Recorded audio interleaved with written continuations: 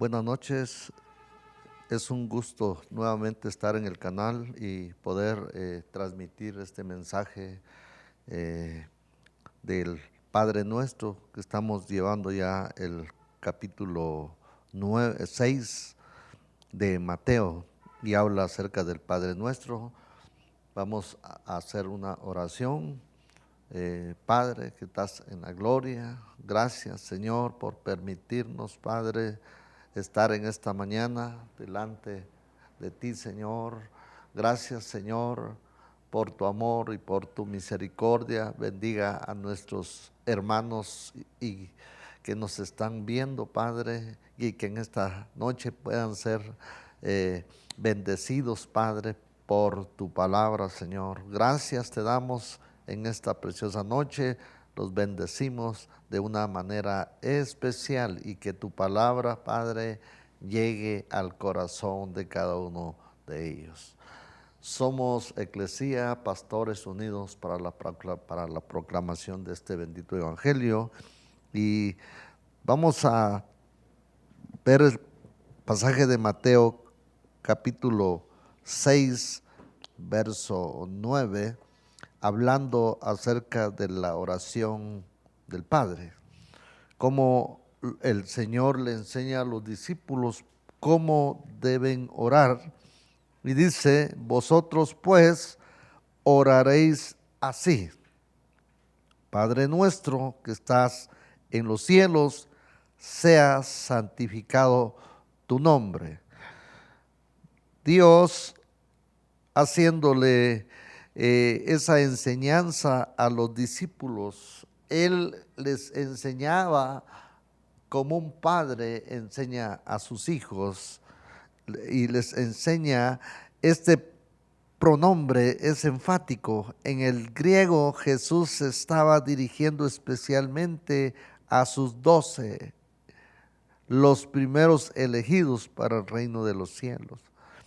Y aquí él contrasta con la cual él hace ver que ellos no caigan como cayeron estos hombres en la hipocresía.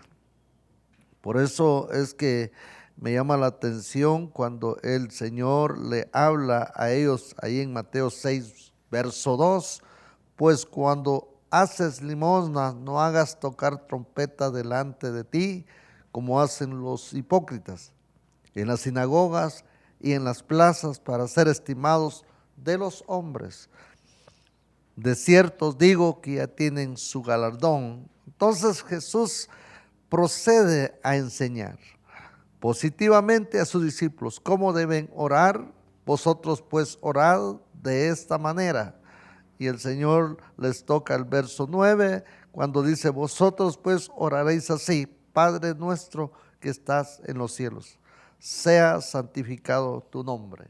Quizás el Señor ya se había cansado, quizás el Señor ya se había aburrido de estar oyendo que la oración estaba siendo dirigida hacia otro nivel y no al nivel que Dios desea. Jesús pues procede a enseñar. Así pues, en contraste con las vanas palabrerías, repeticiones de los paganos, el Padre Nuestro pretende ser modelo de sencillez, condición, autenticidad, naturalidad y sinceridad. A la vez es extraordinariamente amplio y completo en sus palabras. Consta en una invocación inicial y visiblemente de una doxología final. En medio hay una serie de peticiones, cada una de las cuales es expresada con gran concisión. En total, la oración solo consiste en unas 70 palabras. No hay repeticiones, ni siquiera el nombre de Dios o de Padre.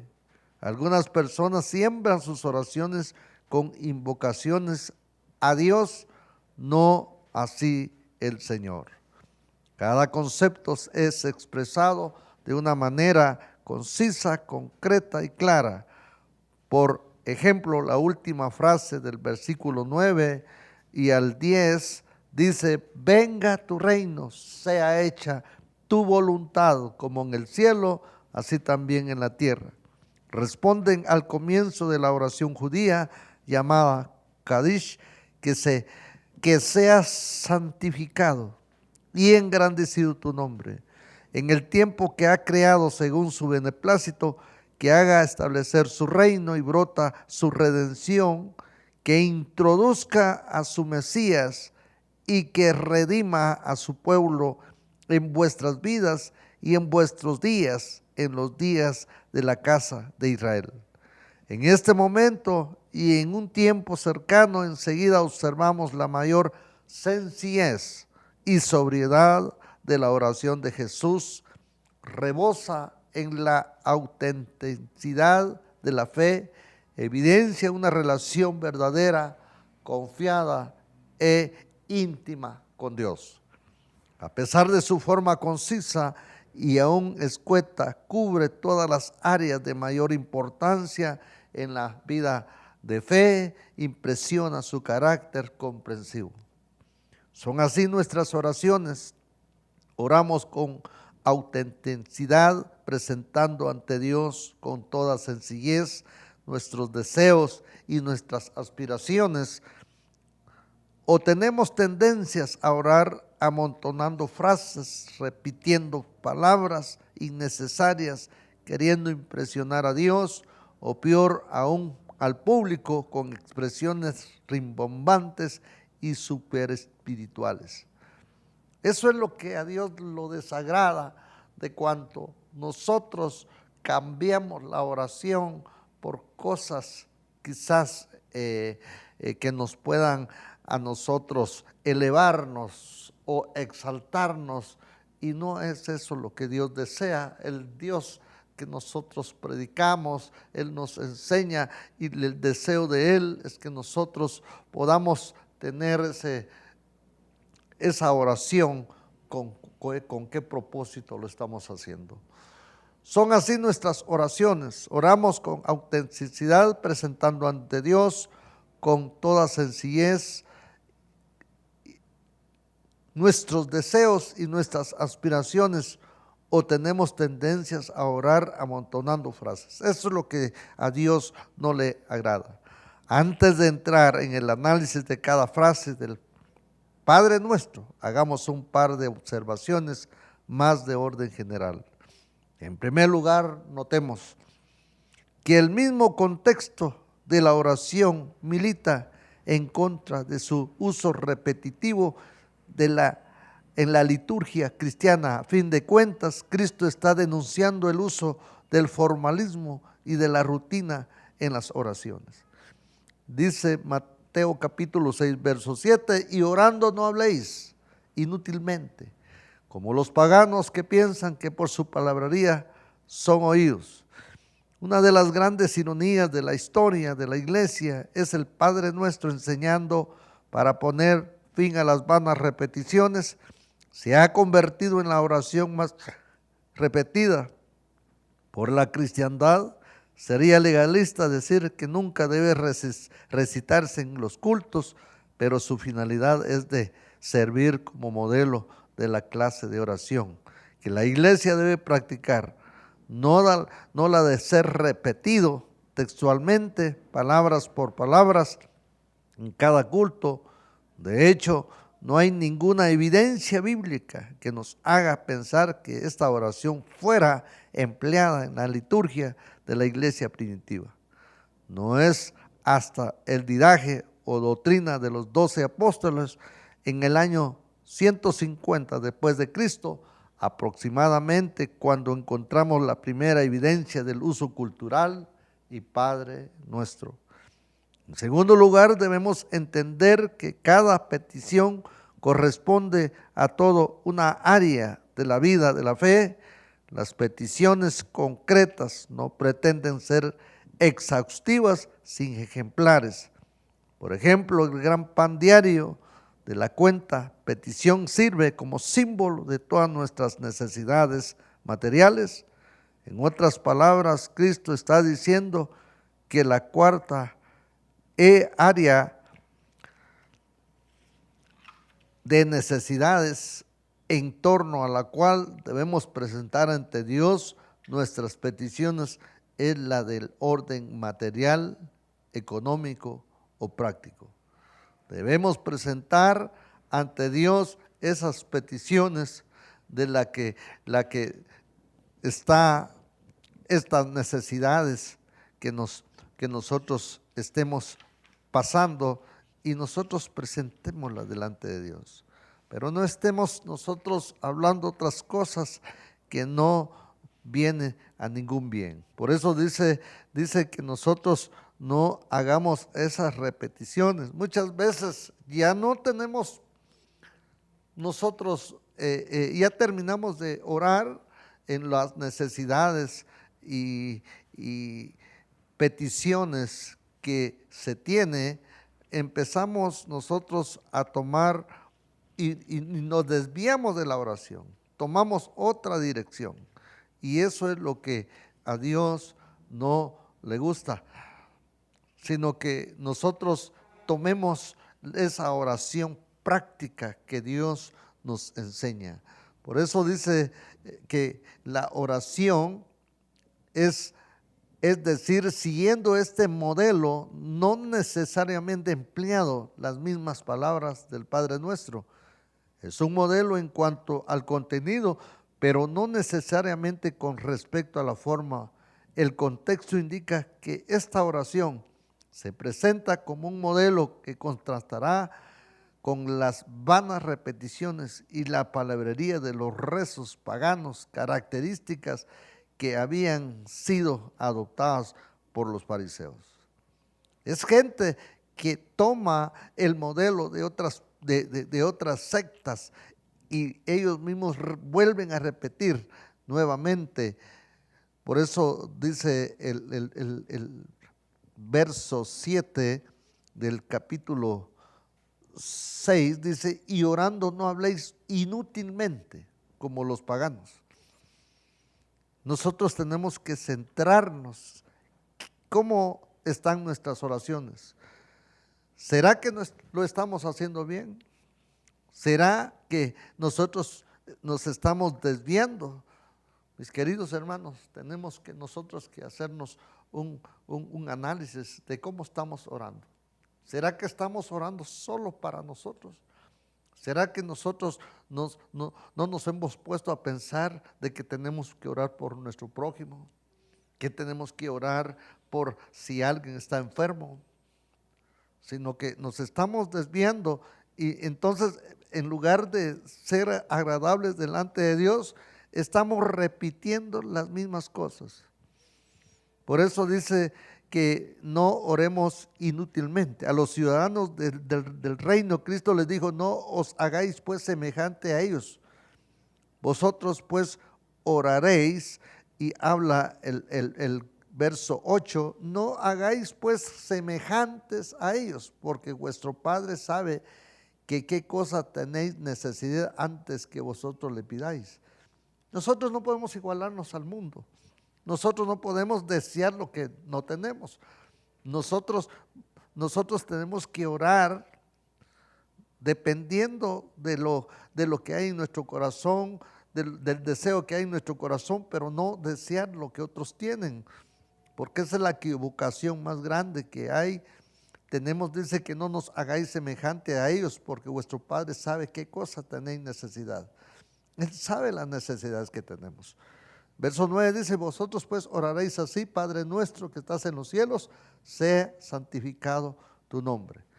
Entonces tenemos nosotros que hacer ese modelo, Padre nuestro, sobre los versos 9 y 10, y la doxología final se aparece mucho tanto a la idea como la fraseología del Kadish antigua, doxología judía proveniente quizás del siglo I de nuestra era, que se emplea regularmente en diversos cultos en la sinagoga. Este parecido podría sugerir al enseñar Jesús el Padre Nuestro. Empleó frases conocidas por el público que lo escuchaba. En todo caso, tanto el Kadish como el Padre Nuestro tienen sus raíces, donde se expresa ideas comunes a los dos oraciones. Si bien Kadish, como también otras oraciones judías, tienen su base en el Antiguo Testamento, el culto judío ya había incorporado en tiempo de Cristo algunas tradiciones que habían oscurecido en ciertas medidas las verdades reveladas.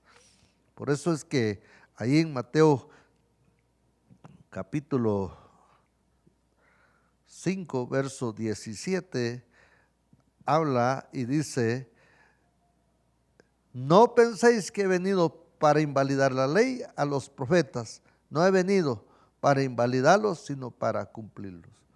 Dios es el que vino y cumplió la ley, y Él, por eso, hermanos, Él les habla a los judíos que ellos no pueden orar de esa manera. No nosotros podemos llegar a igualarnos o quizás a llegar a ser igual que los judíos, porque entonces estamos cayendo en una hipocresía, sino que nuestras oraciones tienen que ser totalmente elevadas al Señor. Así es, mis queridos hermanos que nos están escuchando, pues para nosotros es un gran privilegio nuevamente contar con este mensaje, con este estudio del capítulo 6, verso 9 de Mateo, y en todos estos días se va a estar hablando de la oración del Padre, así es que no nos deje de escuchar, de vernos y de poder tener un encuentro nuevamente con usted. Le damos las gracias al Señor de poder darnos el privilegio de dirigirnos hacia usted. Así es que en esta preciosa noche le voy a dejar el tiempo a nuestro hermano. Hermanos, de nuevo es un privilegio poder estar compartiendo con ustedes la palabra del Señor en esta noche. Deseamos de todo corazón que estén bien, a pesar de todas las situaciones que estén pasando. Pero hoy que hemos ya venido hablando de un tema muy importante que es el Padre Nuestro, la oración modelo que el Señor Jesús nos enseñó o dejó enseñado a sus discípulos, a los apóstoles, pues es una línea que nosotros venimos siempre haciéndolo, hacer el Padre Nuestro. Y claro, en medio de todas estas situaciones conflictivas que hemos estado pasando, pues nos crea la confianza total de clamar a este Padre que nosotros tenemos, un Padre bueno, por supuesto, y ya ustedes escucharon la lectura de la palabra del Señor en Mateo 6, del 9 al 13, que es donde nos habla del Padre Nuestro, el modelo de oración para los hijos del Señor. Después de haber escuchado, hermano José, podemos ver ahora nosotros la palabra invocación, y en el versículo 9 podemos ver esta invocación y podemos preguntarnos, ¿qué es invocación entonces? Invocación es una manera de suplicarle a alguien, a una deidad. Por eso es que vemos en la frase inicial de la oración define a quién estamos orando. Cuando nosotros estamos orando, estamos invocando el nombre del Señor, estamos diciendo, según el modelo dice, Padre nuestro que estás en los cielos. Primero tenemos que pensar a quién estamos orando en este momento. Yo me pongo en oración en medio de estas situaciones conflictivas, en medio de situaciones difíciles para nosotros como personas, como familia, como iglesia, como comunidad. Pensamos decir, ¿y ahora qué hacemos? Tenemos que orarle al Señor, pero entonces esta oración va dirigido a alguien, una deidad, que es el Padre, y dice que Padre nuestro, que ¿dónde está ese Padre? Porque nosotros podemos orar y decir, Padre, ¿y a dónde, hacia dónde nos dirigimos? Pero la oración modelo siempre nos dice, Padre nuestro que estás en el cielo. Esta hermosa frase indica simultáneamente, hermanos, la proximidad y la trascendencia de un Dios existente, un Dios que sí existe, un Dios que está presente en la majestad del Padre. Una palabra que indica intimidad, o sea, cuando usted se dirige a alguien con confianza, sabe que tiene una intimidad con Dios, tiene una intimidad con esa persona. Es un Dios que está cercano a usted. nos recibe en su familia y nos escucha como a hijos suyos. Ese es el privilegio maravilloso que nosotros podemos disfrutar, que ser cristiano, ser hijo de Dios es importante porque tenemos un acercamiento y nos escucha porque somos sus hijos. En una palabra que sugiere la plena confianza con la que el creyente pueda acercarse a Dios. Esta intimidad, sin embargo, no debe ser exagerada. Escuche esto. La palabra empleada aquí por Jesús, además de ser utilizada por el niño al dirigirse a su padre, era empleada frecuentemente como tratamiento respetuoso a las personas mayores. Además, la frase que está en los cielos indica que el Padre nuestro habita en otra esfera diferente en de la que nosotros conocemos. Hermanos, Él no está sujeto a tiempo ni a espacio. Recordemos eso, que Dios no está sujeto a tiempo ni a espacio. Él es un Dios eterno, es trascendente, omnisciente, omnipotente, omnipresente. Y eso lo sabemos, la mayoría de que hemos estado en una iglesia y nos han enseñado la palabra del Señor, ya conocemos esa parte de la doctrina de Dios. Único y sublime, alejado de toda capacidad nuestra de entenderlo. Sus pensamientos nunca son los pensamientos nuestros. Cada vez que nosotros pensamos en que estamos en prueba, estamos en luchas y todo, creemos en que todas las cosas se están acabando, se están terminando. Sin embargo, el pensamiento de nuestro Dios es otra cosa para nosotros. Ya ha dicho en su palabra que todo pensamiento es el bien para nosotros. Todo lo que venga es el bien para nosotros. Y hermanos, esto es lo más lindo y lo más interesante para con nosotros. Por otro lado, no debemos olvidar que la fórmula nuestro Padre que estás en los cielos, similar, es empleada con cierta frecuencia en el Evangelio. Por ejemplo, en Mateo 14, acaba de aparecer en el versículo 1 del capítulo que estamos leyendo y vuelve a ser en el versículo 14, sin contar las otras muchas referencias al Padre en este mismo capítulo. El hecho de que sirva como invocación inicial del Padre, por tanto no debe ser motivo de interpretación excesivamente rebuscada. Sin duda, Cristo la emplea con la sencilla finalidad de diferenciar a Dios a nuestro Padre. Tampoco todo es cierto, como han sostenido algunos, que la emplean en contraste con las costumbres hebreas. Y que los judíos no solían llamar Padre a Dios, ellos lo decían Shema, quizá la más famosa de la oración judía, empezando con la palabra Padre nuestro, Padre de misericordia, mientras la típica acción de gracia judía, después de la comida, rezaba, bendito seas Yahweh. Vean, qué interesante porque nosotros tenemos la costumbre de orar al inicio de nuestros alimentos, al tomar nuestros alimentos. Hay otras personas que lo hacen al final. Usted ve después de todo, también le dan gracias a Dios. Y me ha parecido muy interesante, ¿verdad? Es un modelo muy, muy bonito. Decir, yo voy a orar a la hora de empezar a alimentarme, a tomar mis alimentos, le doy gracias a Dios por ello. Pero al terminar, debemos darle gracias al Señor también porque pudimos nosotros participar de esos alimentos y lo pasamos bien sin que nada nos ha pasado, porque recordemos también que en medio de las reuniones han habido personas que han muerto por alguna situación inesperada, en plena fiesta, en plena comida. Entonces uno dice, ay, qué tremendo fue la situación. Pero mis hermanos, también debemos aprender eso, darle gracias a Dios al inicio de nuestras comidas, pero cuando terminemos de comer, podamos darle gracias al Señor y podamos decir también como hacían estos hombres, decir, Padre nuestro, Padre de misericordia, porque es que nosotros tenemos un Dios misericordioso, un Dios bendito, que siempre está atento a nosotros en cualquier momento, en cualquier circunstancia.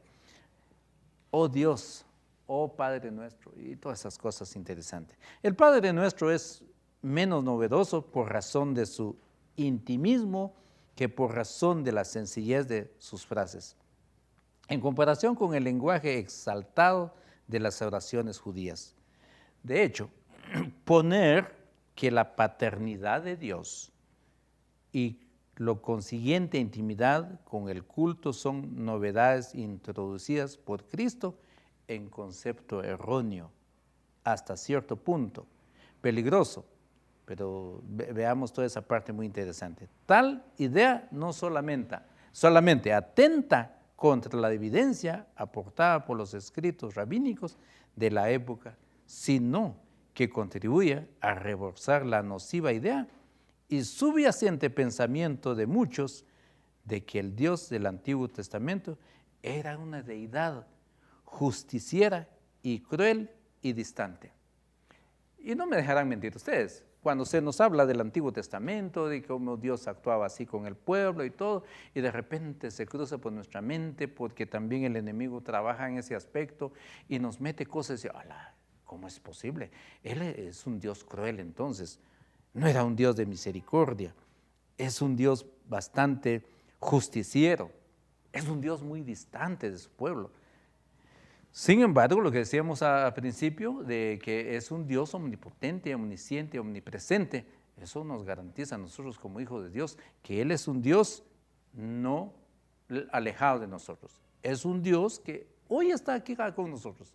Dios conoce su intimidad, Dios sabe dónde está usted en este momento, qué está haciendo, qué está pensando, qué va a hacer durante todo el día. Pero ahí está, nosotros tenemos un Dios muy, muy lindo, hermanos, y que nos motiva a no pensar en esto, ¿verdad?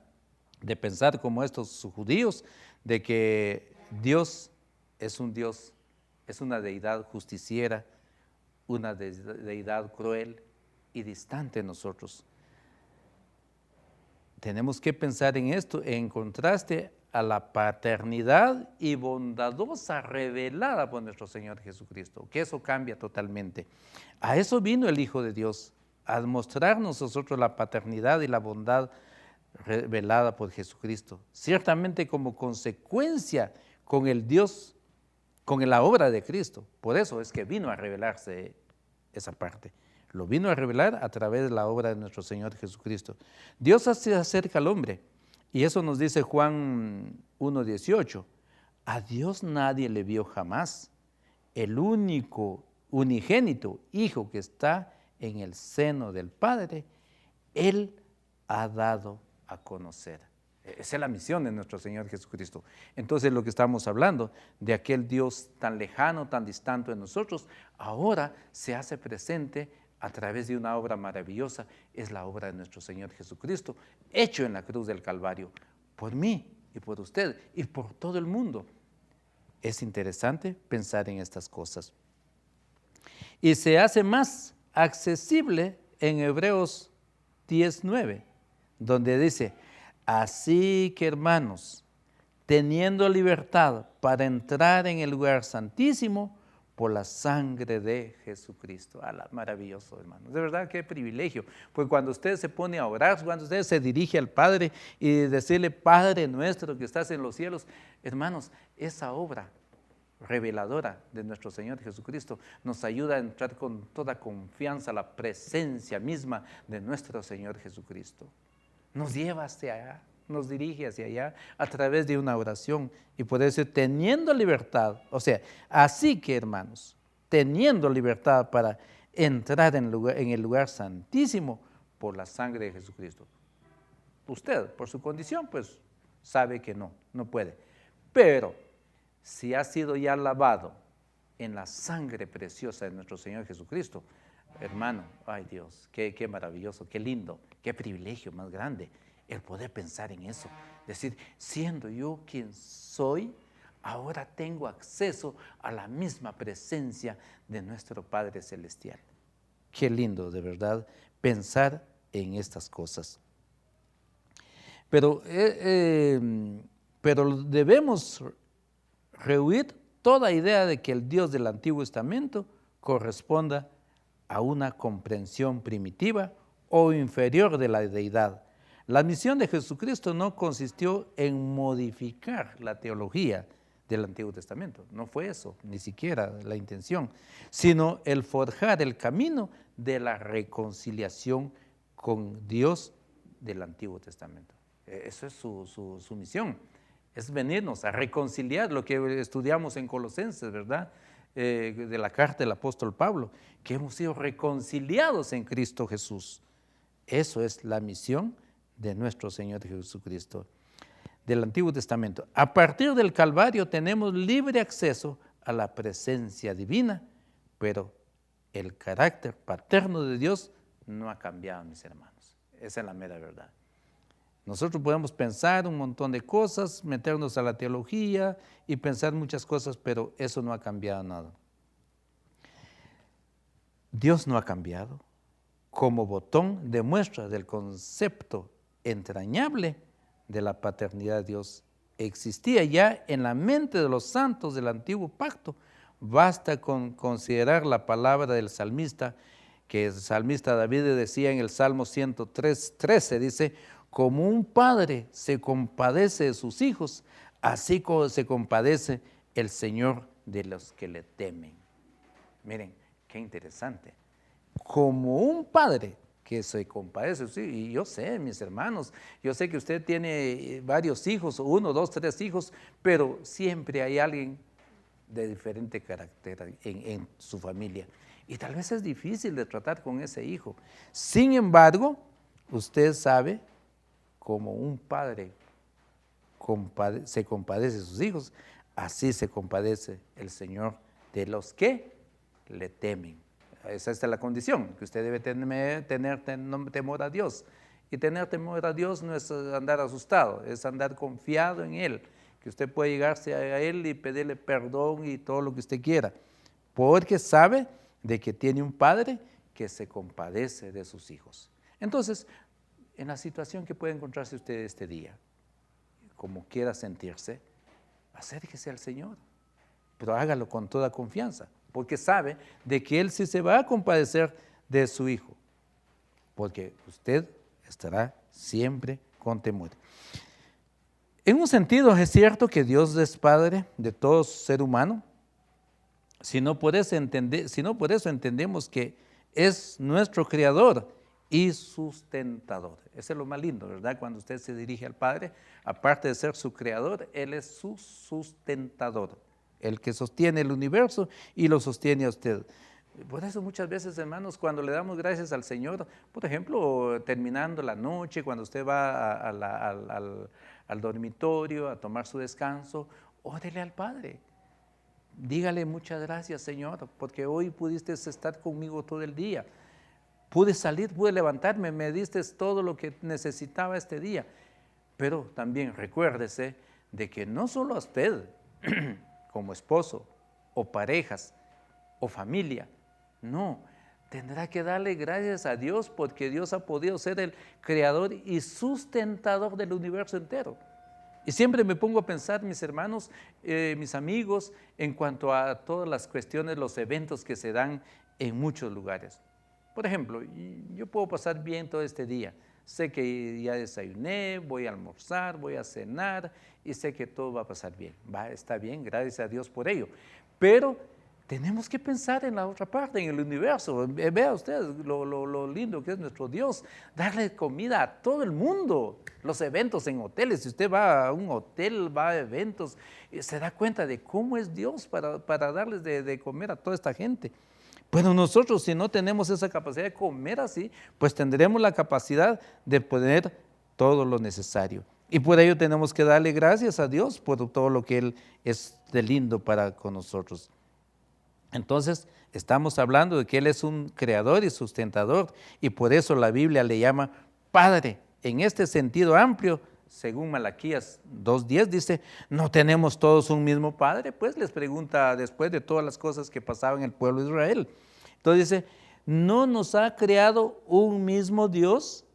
En este mismo sentido universal, Pablo admite que todos los seres humanos somos linajes de Dios. Así lo dice Hechos 17, 28 y 29. Pero en el Nuevo Testamento y concretamente en labios de Jesucristo, Dios es llamado Padre en un sentido más restringido. Ya hemos visto en el propio Sermón del Monte que Cristo se llama Padre de todos los que procuran la paz. Y eso lo vimos en el capítulo 5 de Mateo, versículo 9. Y los que le aman a sus enemigos también, y los que aman a sus enemigos. Eso lo vimos en el capítulo 5 y el versículo 45. Es decir, de los propios discípulos transformados por el evangelio del reino.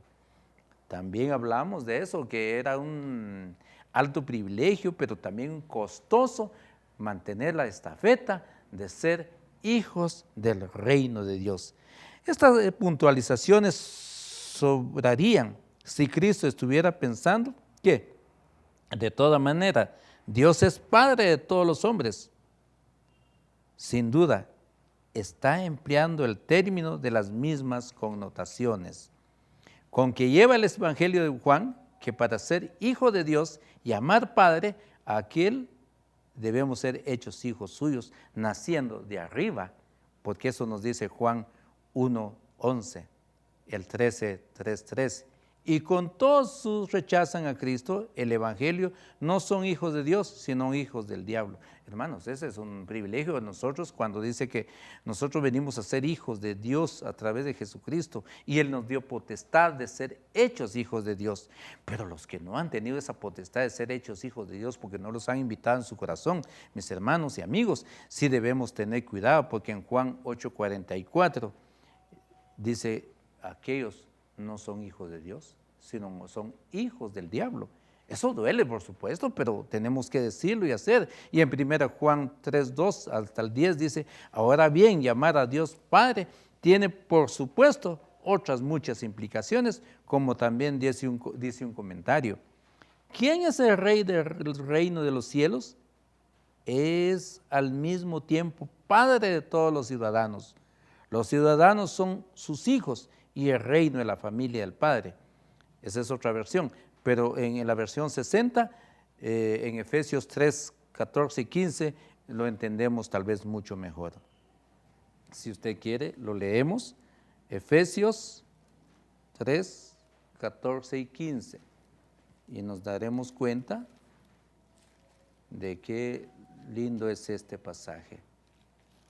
Ahorita se los voy a leer, hermanos. Efesios 3:14 y 15 dice, por esta causa doblo mis rodillas ante el Padre de nuestro Señor Jesucristo, de quien toma nombre toda familia en los cielos y en la tierra. Imagínense. Tener a Dios por Padre implica adquirir muchas obligaciones familiares. A este respecto llama la atención el que Jesús, antes de decir a los discípulos, uno es vuestro Padre, el que está en los cielos. Les recuerda que todos vosotros sois hermanos, según Mateo 23:8 y 9. No tenemos derecho a considerarnos hijos de Dios si no somos capaces de asumir los lazos de compromiso y afecto fraternal que nos une con los demás hijos. Algo de esto se ve en el hecho de que Cristo le llama a Dios Padre, a secas, sino Padre nuestro. No solo dijo Padre, no, dice Padre nuestro. Aunque es el Padre personal de cada uno de los discípulos, según el capítulo 6 y verso 18 de Mateo, no dice tu Padre. La oración habitual del creyente se dirige a nuestro Padre. Es decir, el creyente siempre es consciente de sus oraciones de pertenecer a la familia de la fe. Ora siempre como hermano y como miembro del cuerpo de Cristo. Eso es importante. Cuando usted ora, debe orar como miembro del cuerpo de Cristo, como miembro de la familia de Dios. Eso es lo que dije al principio, ¿verdad? Interesante entonces. Ora siempre como hermano y como miembro del cuerpo de Cristo. Esto viene refrenando por el hecho de que las peticiones de los versículos, vea eso, el versículo 11 y 13 dice, se expresa en plural, no se expresa en singular. Y por eso dice, danos hoy el pan nuestro de cada día. No dice, dame el pan mío. No, es denos el pan nuestro. A la vez, el hecho de que nuestro común Padre esté en los cielos nos recuerda que en este mundo no tenemos ni nuestra casa ni nuestra patria definida. Eso debemos tener muy en cuenta, mis hermanos. Aquí somos peregrinos y extranjeros. Estamos lejos del hogar paterno, como lo han sido todos los santos de Dios a lo largo de la historia. Y eso lo podemos leer en Hebreos 11:13. Nuestra ciudadanía está en los cielos. Según Filipenses 3:20 también dice, Pablo decía ahí, mas nuestra ciudadanía está en los cielos, de donde también esperamos al Salvador, al Señor Jesucristo. Qué lindo. Hermanos, de verdad, cuando nos toca que leer, meditar en la palabra del Señor, nos encontraremos con privilegios maravillosos que nosotros como hijos de Dios podemos encontrar en la palabra. Los invito a que la otra semana usted esté en sintonía siempre de este programa, porque ya la otra semana toca ver en el Padre Nuestro las 6 peticiones importantes. Usted se dará cuenta de qué implica orar con el Padre Nuestro y nuestra relación más íntima con este Padre que aquí nos tiene aún con vida, con salud y con gozo y con alegría, por supuesto, que es lo más lindo, ¿verdad? Que nosotros como hijos de Dios podemos estar muy, muy contentos. Hermanos, muchas gracias por la atención que nos han prestado en esta noche y deseo de todo corazón que la pasen bien. Aquí sea siempre Eclesía, el grupo de pastores, dispuestos siempre a proclamar el Evangelio de nuestro Señor Jesucristo desde San Juan Zacatepeques. Dios les bendiga y vamos a orarle al Señor dándole gracias. Nuestro buen Dios y Padre, habiendo, Señor, considerado tu palabra y nos muestras, Padre amado, que nuestra oración debe ser dirigida hacia ti como Padre nuestro. Sabiendo eso, Padre, ¿hacia dónde nos dirigimos? Y podemos decir, Padre nuestro que estás en los cielos, santificado sea tu nombre. Y sabemos, Padre amado, ¿hacia dónde nos dirigimos y dónde estás tú? Aunque tu presencia, Señor, no se limita a un solo lugar, pero nos enseñas que podemos decir, Padre nuestro que estás en los cielos. Tú eres omnisciente, omnipresente, omnipotente, Señor. Todo lo sabes. Estás aquí en este momento. Te damos gracias, Señor. Y gracias, bendito Dios, por el privilegio que un día nosotros, a través de la obra redentora de tu Hijo Jesucristo, podemos tener acceso directamente hasta el trono de tu gracia, Señor. Gracias, Padre bendito, por ese privilegio que tú nos has concedido. Hoy puedo pedir por tu pueblo, Señor. Puedo pedir por mis hermanos, por nuestros oyentes, por los que visualizan en cualquier medio, Señor. Por favor, bendito Dios, bendígalos, que tengan un descanso reparador y que el día de mañana, si es tu voluntad, Padre amado, podamos levantarnos y realizar lo que hemos planificado, Padre. Pero te damos gracias por la oportunidad que tú nos das de poder siempre no solo compartir tu palabra, sino que meditar en ella. Y nos reta, Padre amado, a continuar adelante y estar gozosos, felices, Señor, porque te pertenecemos a ti. Somos tus hijos y tenemos un Padre que todo lo sabe, todo lo puede. Señor, muchas gracias por la oportunidad. Gracias, bendito Dios. En el nombre de Cristo Jesús, nuestro Señor. Amén y amén. Hermanos, Dios los bendiga y hasta una próxima.